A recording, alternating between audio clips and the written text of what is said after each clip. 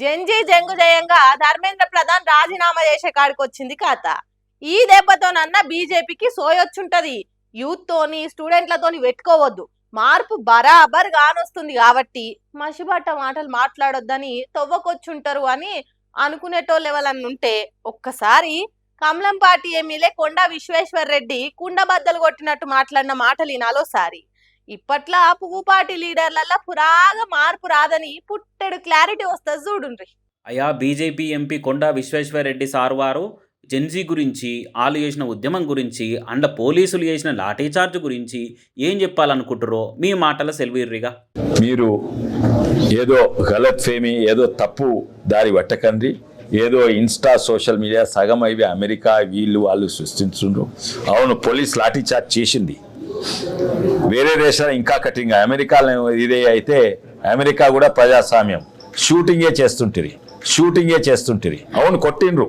ఎందుకంటే వాళ్ళు దునికిండ్రు, పార్లమెంట్ దిక్కు వస్తుండ్రు. వేరే దేశాలలో తుపాకులతోటి కాల్చేవారు. మనందరమేమో కానీ కమలం పార్టీ లీడరు క్లారిటీతో ఉన్నారు చాలా. మన తాన కాబట్టి పోలీసులు మంచి మనసు చూపించి జస్ట్ వాతలు తేలేటట్టు, జరంత జగ్గుల కొద్ది నెత్తురు గారేటట్టు లైట్గా లాఠీ చార్జీ చేసిర్రు. ఫిజికల్ యాక్టివిటీ పెంచేటట్టు పిక్కలు నోయంగా ఉరికిచ్చి కొట్టిరు గంతే. కానీ బయట దేశాల్లో అయితే ఇట్లా నిరసనలు చేసినందుకు బాజాప్తా జెన్జీని కాల్చి పారేసేటోళ్ళట.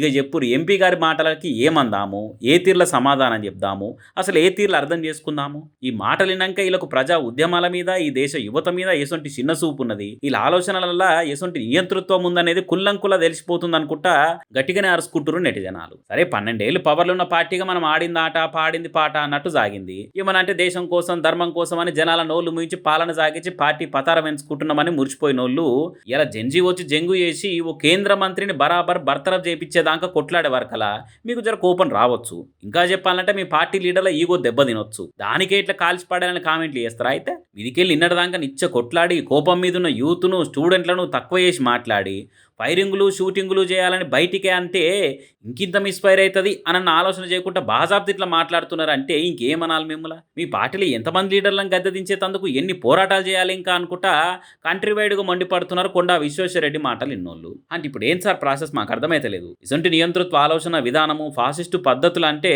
కాయసుంటే పార్టీలో చేర్చుకొని పదవులు ఇస్తారా, లేకుంటే కమలం పార్టీ కండ కప్పుకున్నాక ఇసుంటే ఇక్కుమతులు చేయాలని మతుకొస్తుందా అని అనుకుంటే ఇంకొందరు ఇచ్చి పాటేస్తారు సోషల్ మీడియాలో. సరే, లాఠీ చార్జులు జరిగినందుకు బాధ అనిపిస్తుందనో, పేపర్ లీక్ చేయంగా పిల్లలు చచ్చిపోయినందుకు మనసు కలకలం అనిపిస్తుందనో, వేల మంది పిల్లలు ఇల్లిడిచిపెట్టి రోడ్ల మీదకి వచ్చినందుకు మాకే అన్నం తినబుద్ధి అయితలేదనో, ఇటువంటి ఎమోషనల్ డైలాగులు ఏం మీ నుంచి ఆశించారని అందరికి ఎరికే.